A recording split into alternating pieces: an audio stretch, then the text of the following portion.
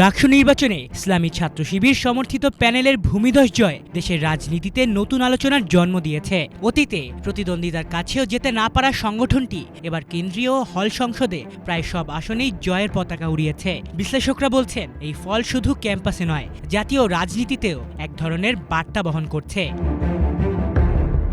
শিবিরের জয়ের পাশাপাশি বিএনপি সমর্থিত ছাত্রদলের প্যানেলের পরাজয় হয়েছে। ভোটের ব্যবধানও ছিল তাক লাগানো। বিশ্লেষকদের মতে ছাত্রদলের প্রস্তুতির ঘাটতি, সমন্বয়হীনতা এবং ছাত্র শিবিরের দীর্ঘদিনের কৌশলগত সাংগঠনিক কাজ এই ফলাফলের পেছনে বড় ভূমিকা রেখেছে। বিএনপির জন্য এই ফল বড় ধাক্কা। বিশ্লেষকদের মতে দীর্ঘদিন ধরে ক্ষমতাসীন আওয়ামী লীগের দমনপীড়নে সংগঠনটি ক্যাম্পাসে শক্ত অবস্থান হারিয়েছিল। ফলে নতুন প্রজন্মের শিক্ষার্থীদের মধ্যে ছাত্রদল প্রভাব বিস্তার করতে পারেনি। অন্যদিকে গোপনে হলেও ঠিকই কার্যক্রম চালিয়ে যাচ্ছিল ছাত্র শিবির।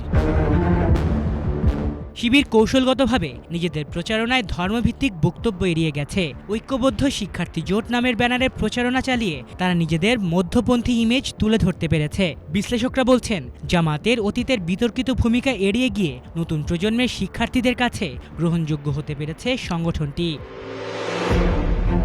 এদিকে রাজনৈতিক দলগুলোর প্রতিক্রিয়া ভিন্ন ভিন্ন।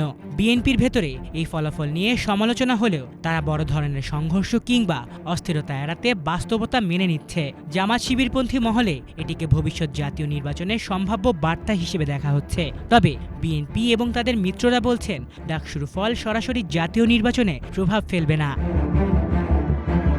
অন্যদিকে ইসলামপন্থী রাজনৈতিক দলগুলো মনে করছে, শিক্ষার্থীরা আওয়ামী লীগের দখলদারিত্বের পুরনো রাজনীতি প্রত্যাখ্যান করেছে এবং বিকল্প নেতৃত্বকে বেছে নিয়েছে। তারা বিশ্বাস করছে এই বার্তা জাতীয় রাজনীতিতেও প্রতিফলিত হতে পারে।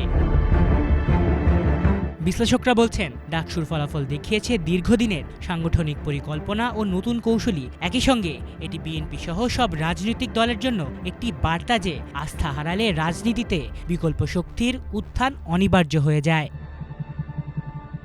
আলিফ চৌধুরী, বাংলা ভিশন।